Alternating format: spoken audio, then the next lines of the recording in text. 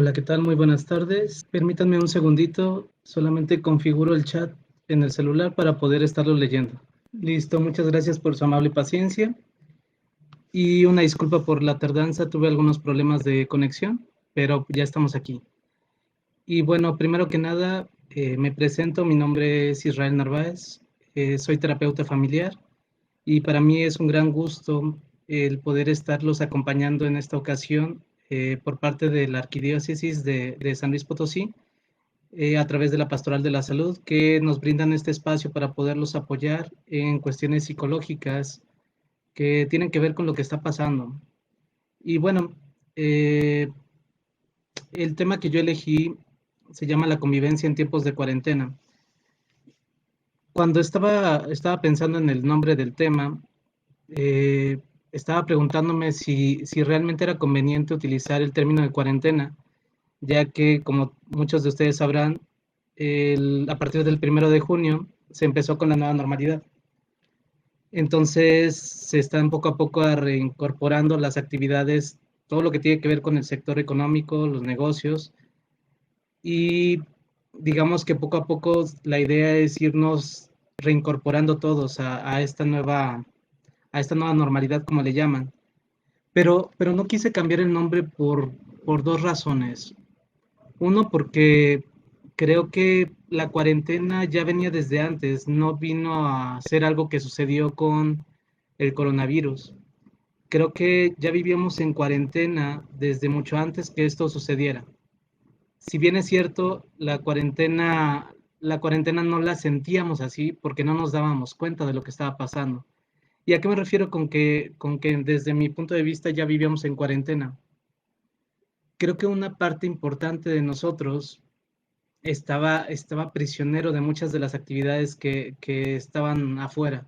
Entonces, digamos que era una cuarentena distinta, una cuarentena a través del celular.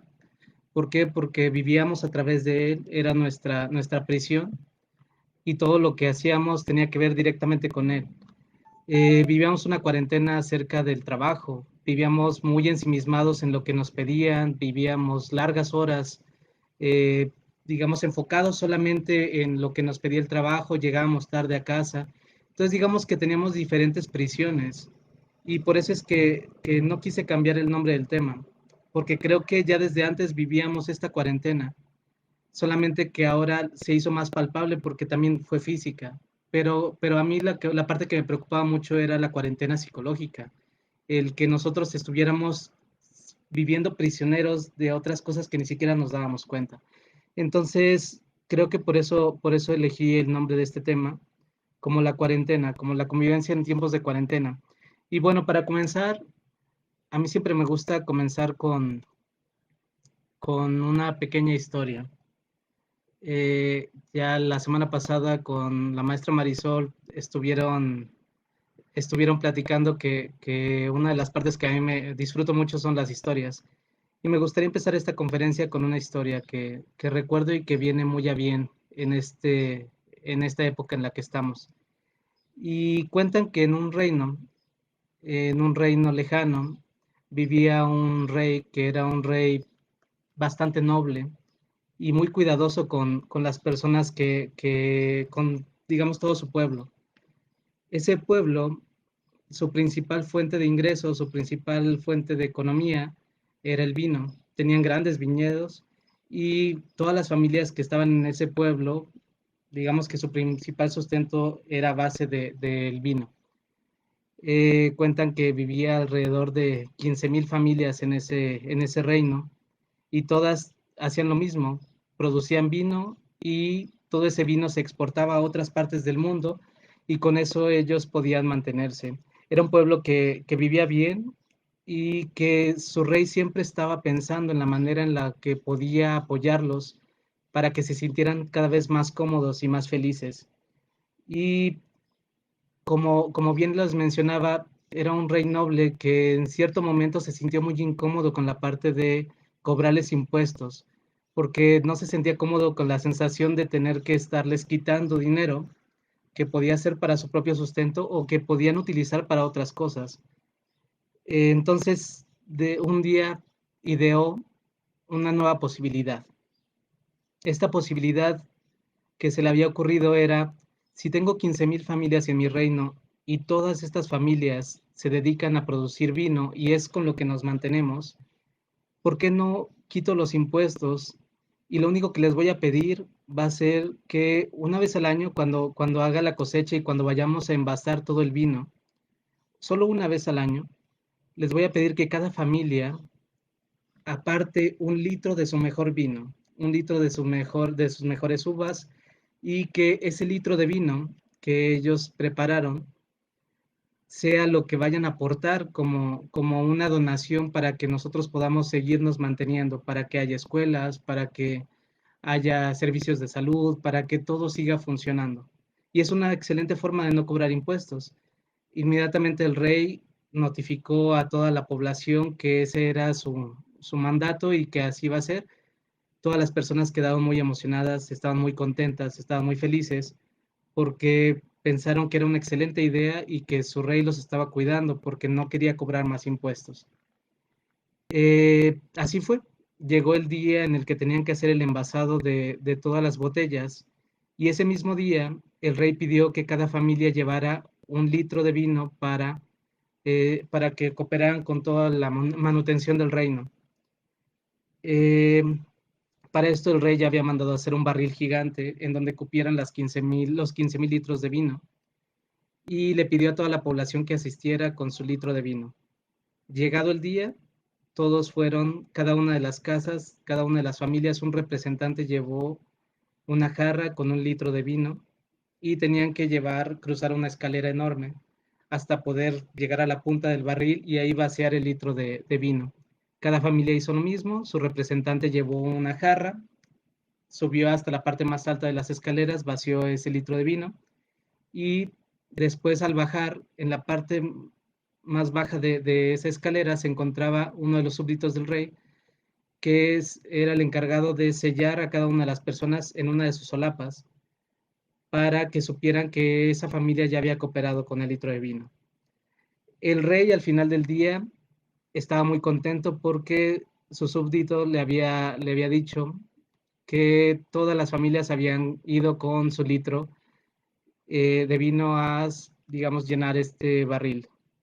Entonces el rey convocó a todo el pueblo y les dijo que estaba muy contento porque él quería cuidar a su pueblo, pero también su pueblo lo estaba cuidando a él y estaba cuidando a su reino. Y que estaba tan contento de que todas las familias hubieran cooperado, que la mejor forma, que no se le ocurría otra forma de festejarlo, que era a través de brindar con ellos. Entonces le pidió a uno de sus pajes que fuera donde se encontraba el barril, que llenara su copa de cristal y que se la llevara al rey para que pudiera brindar con su pueblo. Así lo hizo el paje, llevó la copa de cristal, la rellenó con vino que estaba en ese barril, se la regresó al rey y cuando el rey tomó la copa se sintió muy sorprendido.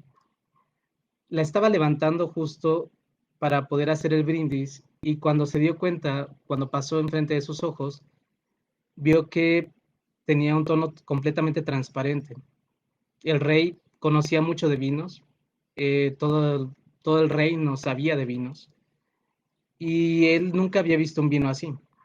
Entonces se le hizo raro, inmediatamente lo acercó a su nariz, lo olfateó y se dio cuenta que tampoco tenía ningún aroma. El rey estaba completamente desconcertado. Entonces lo que hizo fue tratar de catar el vino, lo bebió y se dio cuenta de que no tenía sabor.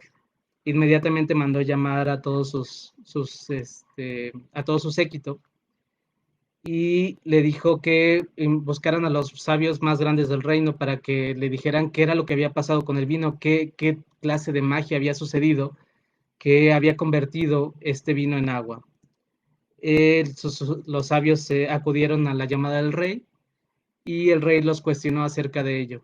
Ellos hicieron un poco de investigaciones, se acercaron al barril, lo probaron, lo vieron, investigaron alrededor del pueblo y llegaron a una conclusión que le comentaron al rey. No había sucedido ningún tipo de magia, simplemente su pueblo era humano, eran personas. El rey quedó completamente desconcertado, no sabía a qué se referían sus sabios y les preguntó, les dijo, explíquenme más a fondo. Y ellos comentaron que habían hecho algunas investigaciones y quisieron ponerle un ejemplo. Dijeron, tomemos a uno de tus súbditos, a Luis. Luis se encuentra debajo del reino en la parte más alejada, pero tiene de los mejores viñedos de todo el reino. Él cosecha la vid, cosecha vino de la más alta calidad. Pero el día que tenía que llevar su vino, pensó, ¿qué pasaría si en lugar de vino llevara un litro de agua? Digo, entre 15,000 litros de vino, un litro de agua no se notaría. El problema, le dijeron los sabios, es que así como lo hizo Luis, pensaron todos los demás. Todos pensaron que no haría ninguna diferencia que en lugar de llevar vino, ese pequeño litro de vino, no habría ninguna diferencia si lo transformaban, si en lugar de llevar ese vino, llevaban agua. ¿A qué voy con esta historia? ¿Y por qué quiero empezar con ella? Estoy preocupado cómo está pasando la situación actual en nuestro país y en el mundo. Y estoy preocupado porque una de las partes que más me impactan es ver que algunas personas piensan que lo que ellos hacen no tiene consecuencias y que yo, al salir, por ejemplo, a la calle sin cubrebocas, pues es mi libertad, ¿no? Es mi libertad el no llevar nada para poder andar por la calle porque simplemente yo no creo en lo que está pasando. Y yo no creo que yo vaya a hacer la diferencia. Yo no creo que mi litro de agua vaya a hacer una diferencia en todo lo que está pasando alrededor. El problema es que muchas de las personas están pensando lo mismo y esto está disparando los contagios, eso está disparando que existan muertes y me preocupa porque sí somos la diferencia. Que una sola persona piense así hace que otra persona también piense así. Y esto se convierte en una bola de nieve que cada vez se va haciendo más grande. Y me preocupa porque amo mucho a mi país, amo mucho a mi gente. Y creo que esto que está pasando es preocupante. Es preocupante porque nosotros, como menciono en esta parte de la presentación, sí somos la diferencia. Que yo piense que ese litro de agua que voy a llevar a ese barril de 15,000 litros de vino no va a hacer la diferencia y que hace que los demás piensen lo mismo, termina convirtiendo todo en agua y termina poniéndonos en riesgo a todos. Y quería empezar con esta parte porque creo que una de las cosas más fundamentales que hay en la convivencia es que me importe el otro, porque de eso se trata convivir, de eso se trata el convivir, de que me importe lo que le suceden a los demás, porque estamos todos en el mismo barco.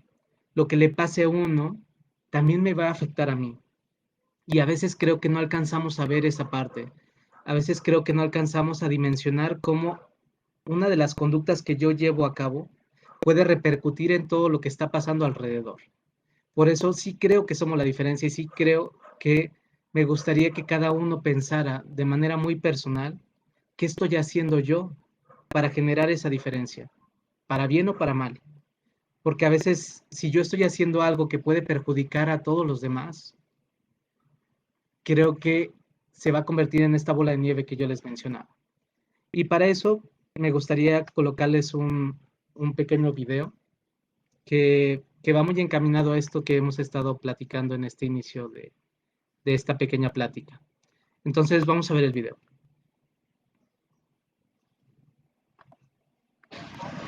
Last year, 249 people died on our roads.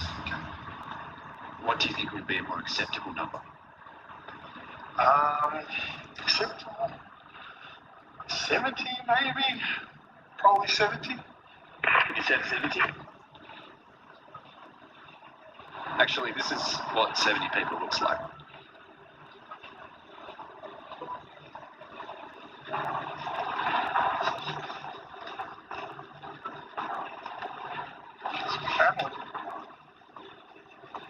So now, what do you think would be a more acceptable number?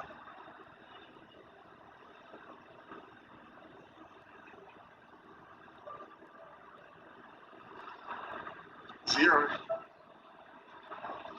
0.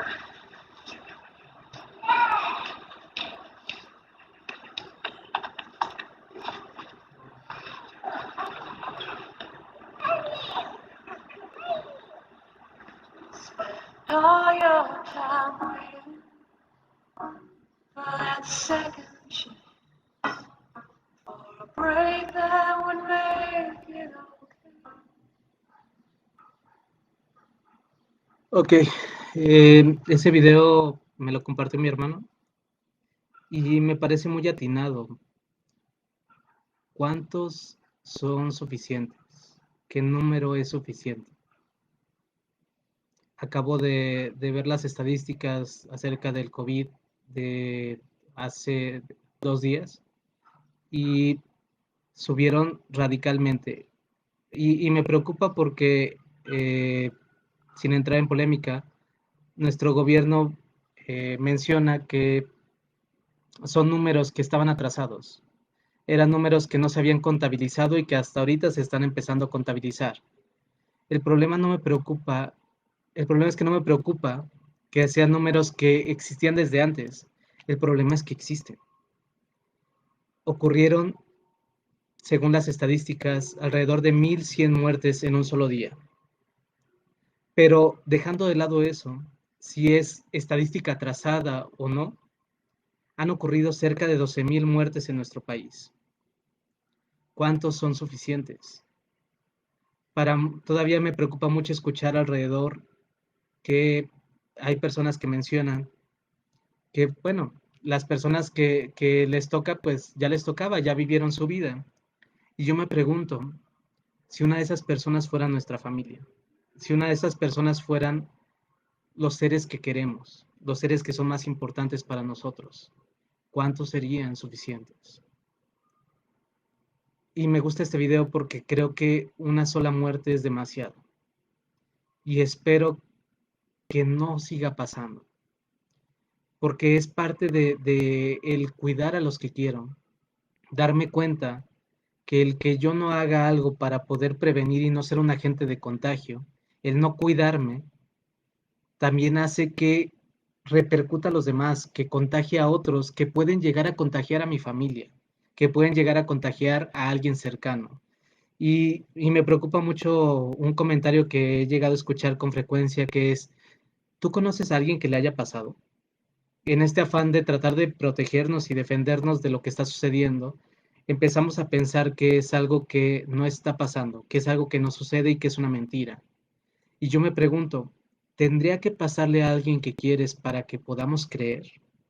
La verdad es que yo no estoy dispuesto a asumir ese riesgo. Yo no estoy dispuesto a poner en juego la vida de las personas que quiero para poder creer en lo que está pasando. Y nadie debería, porque uno solo es demasiado. 12,000 es una gran tragedia y es una gran tristeza. No debe de pasar más. ¿Qué puedo hacer? Si bien es cierto que el coronavirus es una desgracia que nos ha venido a golpear en todo el mundo, sí hay cosas que yo puedo hacer para protegerme y para proteger a los míos. Y basta con poner ese pequeño grano de arena, porque eso es lo que va a ayudar a poder proteger a los demás. Es cierto, yo no les voy a pedir que se queden en sus casas porque sé que hay familias que también la están pasando mal en el aislamiento. Pero si vamos a salir, hay que hacerlo con conciencia. Hay que cuidarnos, hay que llevar gel, hay que protegernos con un cubrebocas, hay que mantener una sana distancia con los demás. O sea, si es necesario que salga, voy a hacerlo con las precauciones que debo. Y si tuve un riesgo de contacto con alguien que puede tener esta enfermedad, entonces no voy a aislarme, porque también es una forma de proteger a los que quiero. No puedo jugar con la vida de los demás. Y en ese mismo sentido, me gustaría que pensaran esta frase. Nunca se exagera cuando se trata de cuidar tu vida y la de los tuyos. Es algo que yo creo y que creo firmemente. Yo no puedo creer que estoy exagerando cuando se trata de la vida de mis padres, cuando se trata de la vida de mi hermano, de mi cuñada, de mi esposa. No puedo exagerar. Estoy cuidando a los míos. Y en ese mismo sentido, yo siempre he creído que las peores apuestas son en las que tienes más que perder.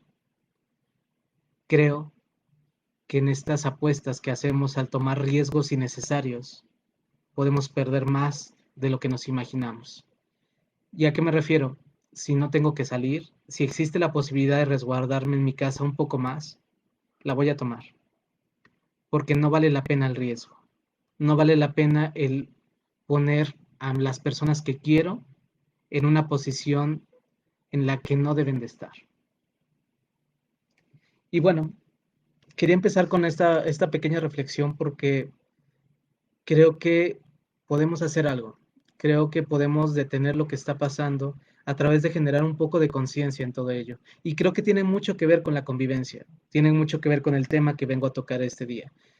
Y para ello me gustaría hacer como un recuento de qué está pasando en nuestro mundo, qué está pasando en nuestros entornos, en nuestros alrededores. Y creo que algo que es evidente es que ha sido demasiado cambio, como decía un autor que ahorita no recuerdo, pero decía demasiado cambio en demasiado poco tiempo. Me encanta esa frase porque creo que exhibe mucho de lo que ha sucedido en este 2020.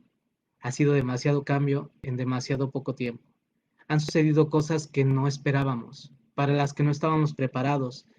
Ahorita basta sumergirnos un poco en lo que está pasando en el mundo para darnos cuenta que tenemos que estar lidiando con esta enfermedad que nos está lastimando, que está matando a las personas.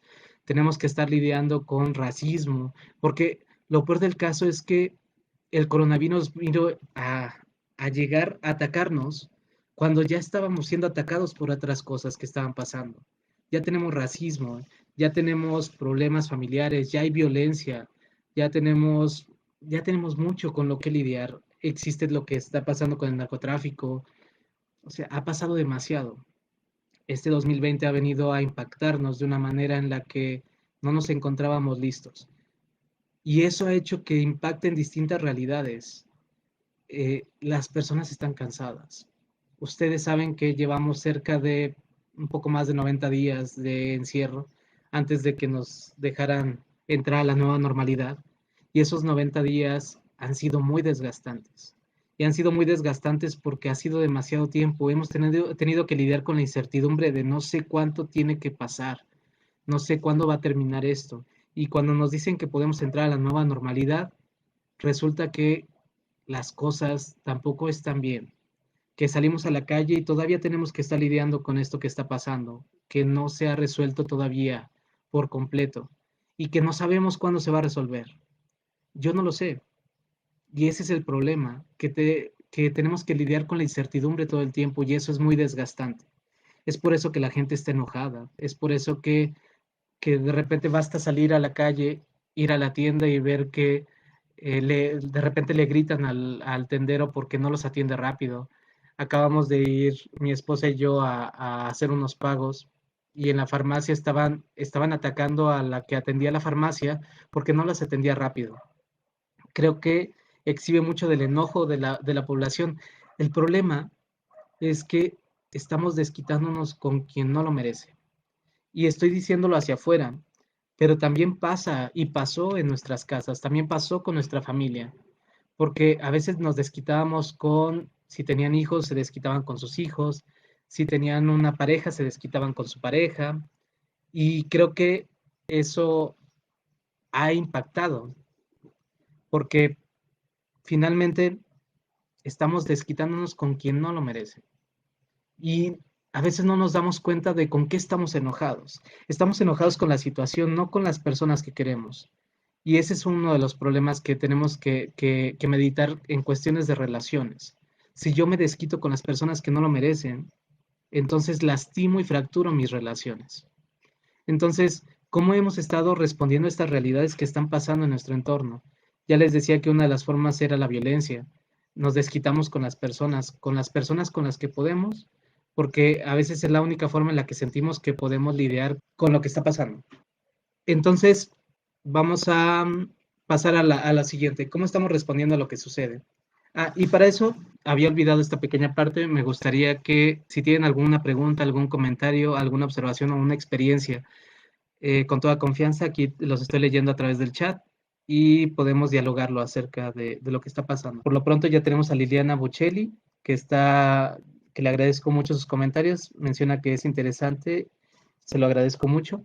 Y recuerden, cualquier cosa que quieran compartirlo, los estaré leyendo aquí en los comentarios. Muchas gracias, Liliana.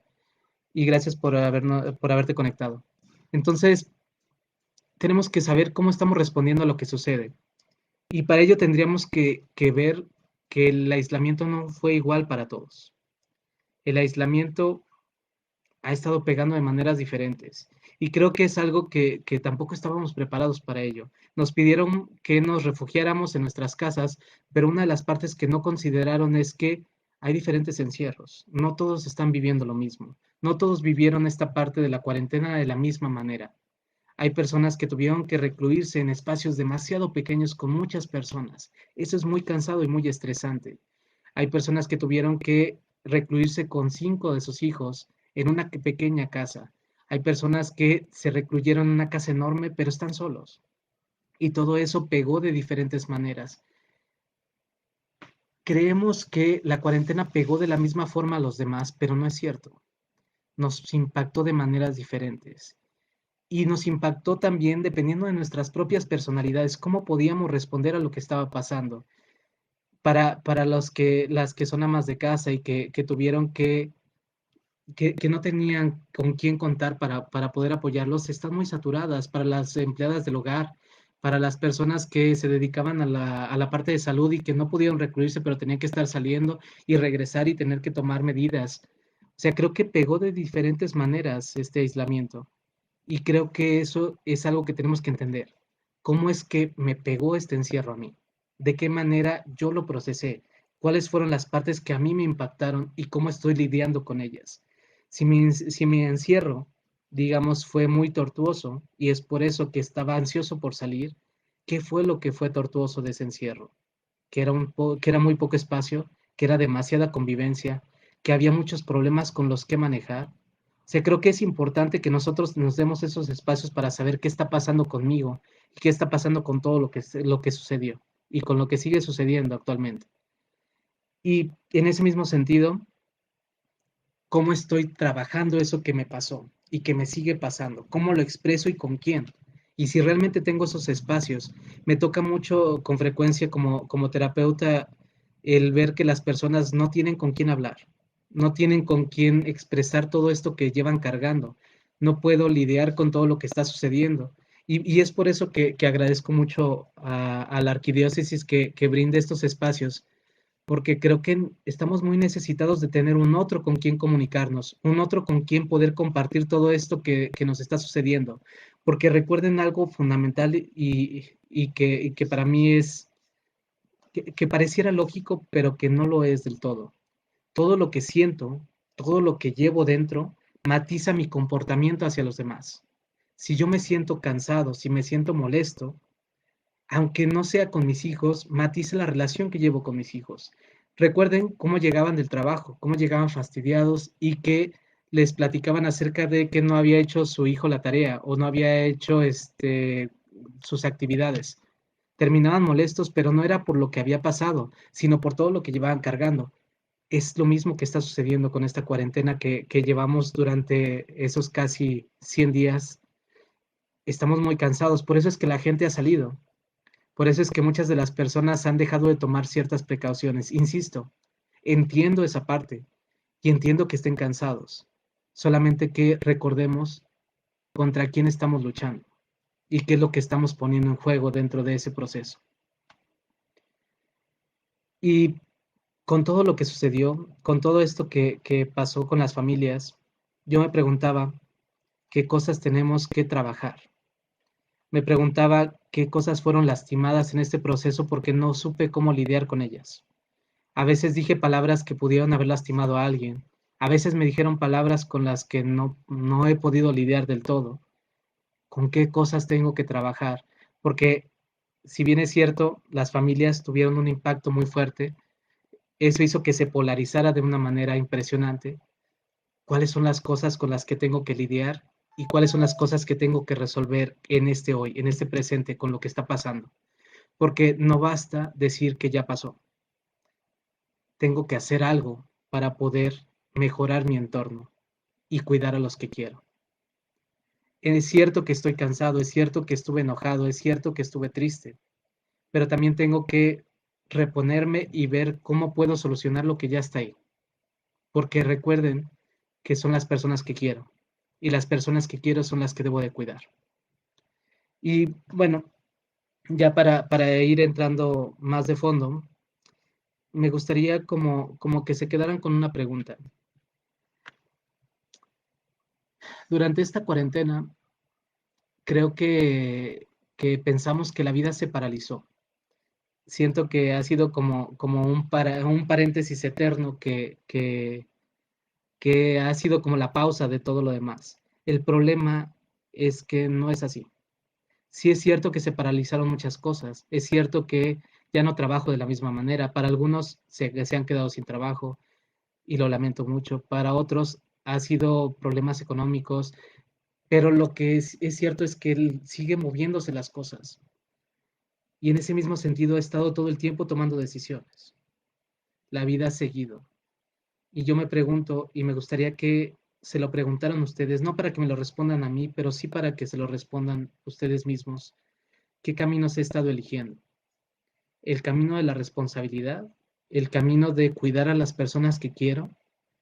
¿O caminos de riesgo? ¿O caminos egocéntricos en los cuales no me importa el otro, sino me importa lo que me pasa a mí? Yo les decía al principio de esta plática que yo creo que la cuarentena no lleva 90 días. Yo creo que ya habíamos estado en una cuarentena que no nos habíamos dado cuenta. Y dentro de esa cuarentena también, que ya había sucedido desde mucho antes, creo que estaba el individualismo, el que solo me importa lo que me estaba pasando a mí. Y estaba muy ensimismado en todo lo mío. Y creo que estaba muy encerrado en todo lo que estaba pasando conmigo. Y yo me pregunto, ¿eso ha cambiado o ha seguido igual? ¿Qué caminos han estado eligiendo durante este proceso? He estado tratando de ayudar a los demás, he estado tratando de aportar con mi granito de arena, he estado tratando de aportar desde el simple hecho de cuidarme y cuidar a los míos, o he estado tomando el riesgo de no está sucediendo nada. Y si ese ha sido mi camino, yo les preguntaría, ¿qué están jugando? ¿Qué se están jugando dentro de esa decisión? Ayer estaba platicando con mi esposa y me gustó mucho una analogía que hizo. Tenemos un gatito que viene a comer aquí a la casa. Es un gatito que no tiene casa. Y le ponemos croquetas y de repente surgió otro gato también que tenía hambre y también se acercaba. Y es muy interesante porque el gato que llegó primero llega, come, termina, todavía tiene croquetas en el plato pero ya no tiene hambre y de repente se acerca el otro gato que sí tiene hambre y no lo deja pasar. No lo deja pasar porque es suyo, son sus croquetas. Y a pesar de que yo ya no tengo hambre, no estoy dispuesto a compartirlo porque es mío y estoy dispuesto a lastimarte para proteger lo que es mío. Y es muy interesante porque cada vez que se acerca el otro gato, llega y lo lastima, lo ataca. Entonces yo me preguntaba, si a veces estas decisiones que hemos estado tomando no tienen que ver con este sentido de ataco a los otros para defenderme y ataco para defender lo que creo que es mío. Creo que hemos estado muy cansados y eso ha hecho que se genere esa parte de violencia sobre los otros, tratando de proteger lo que es nuestro y de que nadie se acerque a ello porque eso es mío y no tienes derecho de acercarte a ello. Como este gato que trata de defender algo que no tiene que defender porque puede compartirlo, porque él encontró un lugar seguro. ¿Por qué no invitar a otro que también encuentre un lugar seguro? Y creo que a veces llegamos a ese sentido de tratar de proteger lo que creemos que es nuestro, lastimando a otros. De igual forma, creo que a veces tratamos de proteger lo nuestro, como por ejemplo, trato de cuidar mi economía y para eso yo no me importa, yo voy a seguir abriendo mi tienda, porque estoy cuidando mi economía. Aunque esto ponga en riesgo a otros. Entonces, a veces atacar para defender creo que lastima mucho y lastima a nuestra sociedad y eso nos lastima a nosotros. Entonces, creo que uno de los puntos importantes y de los que quería llegar con todo esto, esta introducción, es, creo que es importante, digamos, pararnos un momento y con las personas que queremos, con los que son nuestra familia, estar en sintonía acerca de qué es lo que sucede y cómo vamos a intervenir con ello. Porque si no estamos en sintonía, pasaba algo muy curioso cuando comenzó esta epidemia. Yo no iba a ir a ver a mis padres porque ambos tienen más de 60 años. Yo no quería ponerlos en riesgo. Y mi madre dijo algo muy interesante, que es cuando me preguntó. Y cuando me preguntó porque no estaba tomando en cuenta su decisión. Y creo que tenía todo el derecho. Tenía todo el derecho de exigirme eso porque tenía que ser una relación. Teníamos que decidir en conjunto. Entonces tenemos que estar en sintonía todos. Tenemos que estar en sintonía acerca de cuáles son las medidas adecuadas que debo de tomar frente a esta pandemia que está sucediendo. Ahorita con la nueva normalidad creo que es algo que surge y que surge con mayor intensidad. Tengo que estar en sintonía con el otro para cuidarlo y para cuidarme yo. O sea, no puedo poner en riesgo a las personas que quiero. Tengo que saber cómo voy a poder cuidarlos. Sí, voy a cuidarlos a través de, digamos, mantener una distancia prudente, pero seguir tratando de llevarles víveres, de tratar de hablar con ellos seguido, pues es una forma de poder hacerlo, ¿sí? Y bueno, ya para ir cambiando a esta parte de las relaciones, me gustaría que se cuestionaran algo. ¿Qué me está separando del otro? Me gustaría que se hicieran esa pregunta. Como les mencionaba al principio, creo que durante estos casi 100 días de cuarentena hemos tenido, digamos, relaciones que a veces se han puesto álgidas, que a veces han sido, hemos tenido roces con nuestros seres queridos y a veces nos han separado. Y yo quería preguntar, ¿qué los está separando del otro? Y en ese mismo sentido, si está valiendo la pena ese conflicto, porque a veces sobredimensionamos lo que está pasando por este cansancio que traemos, por este enojo con el que estamos cargando. Y en ese mismo sentido, ¿vale la pena ese conflicto? ¿Realmente eso que me está separando del otro es lo más importante? Yo hice una plática hace alrededor de mes y medio, cuando estaba iniciando esta parte de la cuarentena, y yo les preguntaba, ¿qué era lo importante para ustedes? Y creo que eso es algo que yo me pregunto todo el día y me pregunto todos los días. Cuando me voy a pelear con mi esposa, cuando me voy a pelear con mis padres, cuando me voy a pelear con mi hermano, yo me pregunto, ¿qué estoy poniendo en juego? Si lo importante son las relaciones con ellos, si lo importante son mis padres, ¿por qué estoy peleando con ellos? ¿Y realmente vale la pena ese conflicto? Entonces creo que es algo que pone en tela de juicio todo lo que está pasando. A veces es muy fácil reaccionar con toda la emoción que traemos a tope, desbordarnos con esto que está pasando, pero olvidamos con quién estamos peleando, con quién estamos discutiendo y qué estamos poniendo en juego. Yo no creo que valga la pena. Lo importante para mí sigue siendo lo mismo, con cuarentena o sin cuarentena, con pandemia o sin pandemia. Mis seres queridos siguen siendo los mismos. ¿Qué es lo importante para ustedes? Y bueno, en ese mismo sentido, si sabemos qué es lo importante y si para mí lo importante son mis seres queridos, yo les preguntaría y los cuestionaría. Y si tienen algún comentario, insisto, con toda confianza los estamos leyendo. Para ustedes, ¿qué es el amor? Para mí, el amor es que me importe el otro, que me importe lo que le sucede, que me importe lo que le está pasando. Y creo que no hay mejor forma de expresar el amor que preocuparme por lo que está sucediéndole a los demás. Muchas gracias, Mari. Eh, Creo que la parte más importante en este mismo sentido es cómo voy a cuidar al otro y cómo le voy a demostrar mi afecto. Mi esposa me decía el día de ayer que una frase que me gustó mucho, procurar al otro es no angustiarlo. Y creo que tiene toda la razón y toda la lógica del mundo. Si me importa el otro y me importa lo que le sucede, ¿cuál sería mi afán de ponerlo en riesgo? ¿Cuál sería mi afán de ponerlo en esta situación de angustia, de ansiedad? Creo que no es una buena forma de expresar mi afecto, creo que no es una buena forma de expresar lo que siento y lo que quiero para el otro. Y cómo le demuestro mi afecto, cómo le demuestro que lo quiero, cómo le demuestro que lo estoy cuidando. Y más en estos momentos que son fundamentales. Creo que esta pandemia ha venido a poner en juego qué es lo importante para nosotros. Yo creo que estábamos demasiado ensimismados por acumular dinero, estábamos muy ensimismados por preocuparnos por conservar el trabajo. Y lo entiendo porque una parte fundamental es sobrevivir. Entiendo que necesitemos trabajar, pero estaba convirtiéndose en la parte más importante de nuestras vidas. Estaba convirtiéndose en lo único de nuestras vidas.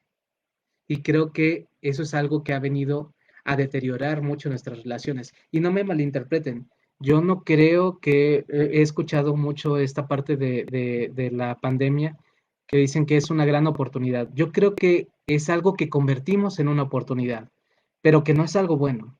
Estoy plenamente consciente y se los afirmo y se los aseguro.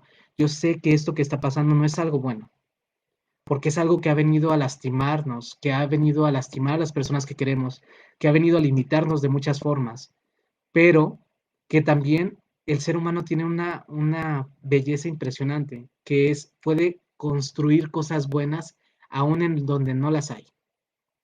Y creo que eso es algo fantástico, que a pesar de que esto es algo que ha venido a impactarnos y a lastimarnos y que no es algo positivo, el ser humano tiene una capacidad de resiliencia que le permite construir cosas buenas aún donde no las hay. Y en ese mismo sentido, creo que hemos logrado convertir en oportunidad esto que está sucediendo y en darnos cuenta que qué es lo que atesoramos, qué es lo que es importante para nosotros. A mí me encanta que dice mi cuñada que ahora mi hermano y ellos se han unido más como familia porque han tenido más tiempo para poder convivir. Y creo que es algo bellísimo. Sé que no todos lo hemos podido hacer. Para algunos ha sido más cansado, pero tenemos que encontrar, tenemos que, digamos, construir cosas positivas aún donde no las haya. Tenemos que recurrir a esto que tiene que ver con sacar desde lo más profundo nuestra fortaleza para construir cosas buenas. Y bueno, en ese mismo sentido, yo no soy de las personas que crea, yo no les vengo a vender un falso positivismo, yo no les vengo a vender de que todo está bien. Yo no creo en esta parte de tú ves el vaso medio lleno o medio vacío, porque creo que solamente estás viendo de un solo lado. Creo que si ves el vaso medio lleno, pues estás hablando de esta parte negativa, de que todo está mal. Si ves el vaso medio vacío, estás viendo digamos, esta parte positiva. Yo no creo que funcione así. Yo creo que la vida es más compleja. Yo cuando veo un vaso que no lo veo ni medio vacío ni medio lleno, lo veo a la mitad, porque hay dos partes. Sé que hay cosas negativas. Tenemos que encontrar cosas positivas. Yo creo que ese es el arte de ver las cosas a la mitad.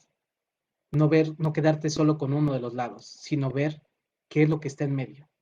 En ese mismo sentido, entender que hay cosas que están pasando y que están muy complicadas, es cierto, pero también hay cosas buenas. No todo es lo que nos quitaron, también hay cosas que nos dejaron, también hay cosas que permanecen. Y en ese sentido, me encanta una frase de Friedrich Nietzsche que dice que la verdadera grandeza del ser humano radica en su capacidad para amar su realidad, aunque ésta no le guste, aunque ésta no le sea satisfactoria del todo. A mí me encanta esa frase porque tiene que ver con aceptar cosas que están pasando. La vida es así, la vida es incertidumbre, no sabemos qué va a pasar mañana. Eso es una realidad. No sé cuánto tiempo van a permanecer mis hijos en la casa, no sé cuándo se van a casar, no lo sé. No sé si voy a tener hijos, no lo sé. Creo que la belleza de la vida está en que no sé qué esperar, pero aún así vivirla, aún así fluir con ella. Creo que en ese sentido está lo que mencionaba Nietzsche. La grandeza del ser humano está en aceptar lo que está pasando y amar lo que está pasando, a pesar de que sabemos que no siempre va a ser como nosotros queremos. Y no me malinterpreten. Sé que hay personas que han perdido seres queridos y es lo peor que puede pasar. A mí me aterra muchísimo, porque creo que una sola persona que perdamos nos arrebata todo nuestro amor con esa persona. Creo que nosotros dedicamos todo nuestro amor completamente a esas personas que queremos y que nos arrebaten a una persona es irreemplazable. No hay forma de reemplazar eso que está pasando. Sé que es muy complicado, pero también sé que los que todavía tenemos esa oportunidad de poder vivir con ello, digamos, tenemos la posibilidad de cuidar lo que tenemos aún. Y los que no, tratar de ver qué podemos rescatar aún de esos momentos complicados. Y bueno, creo que me gustaría ya terminar esta primera parte de la conferencia con algunas pequeñas reflexiones, que son, no sé si la cuarentena se va a acabar. La verdad, quiero ser muy honesto con ustedes. Hemos regresado a una nueva normalidad. La realidad es que las cosas no han cambiado todavía. Todavía tenemos que lidiar con algo que está pasando allá afuera. Y no sé si va a llegar un punto en el que tengamos que regresar a nuestros hogares, a recluirnos de nuevo para cuidar a los que queremos. No lo sé. No sé si esto se va a poder atender desde afuera. Tampoco lo sé. ¿Y qué es lo que les mencionaba? Es lidiar con la incertidumbre todo el tiempo, lidiar con que no sé qué va a pasar. Pero lo que sí sé es que independientemente de cuál sea el resultado, puedo cuidar lo que sí esté en mis manos. Y lo que sí está en mis manos es mi hogar. Si voy a regresar a un aislamiento, y aunque no regrese a un aislamiento, sí me gustaría que consideren que su hogar tiene que ser un hogar seguro, un hogar al que quieran regresar. Nuestra casa debe de ser el lugar al que siempre querramos regresar, porque ese es nuestro hogar, esa es nuestra casa. Y si no está pasando, si yo no quiero regresar a mi casa, si no quiero regresar a eso que llamo hogar, tendría que preguntar qué está haciendo falta ahí. ¿Qué está haciendo falta en mis relaciones? ¿Qué está haciendo falta de lo que yo estoy haciendo o no estoy haciendo? ¿Qué está pasando en mi alrededor? ¿Y qué puedo mejorar? Porque tengo que poder saber que mi hogar es un lugar seguro, que puedo regresar a él. Y aquí entraríamos en otro tema que es muy complicado, que esperemos en algún momento tocarlo, que tiene que ver con la violencia. La violencia creo que es un mundo aparte. Es un mundo aparte porque no es un lugar seguro. Ocurre en muchos hogares, ocurre en muchas familias, y eso hace que no sea un lugar seguro. Y ahí tendríamos que cambiar nuestro concepto de hogar. Pero donde no existe violencia como tal, sí tendría que haber la posibilidad de regresar siempre a ese hogar porque queremos estar ahí, porque nos sentimos seguros, porque es como este gato que les mencionaba que encontró un lugar en donde refugiarse porque es un lugar en donde se siente bien, en donde se siente cómodo. Ese debería de ser nuestra definición de hogar.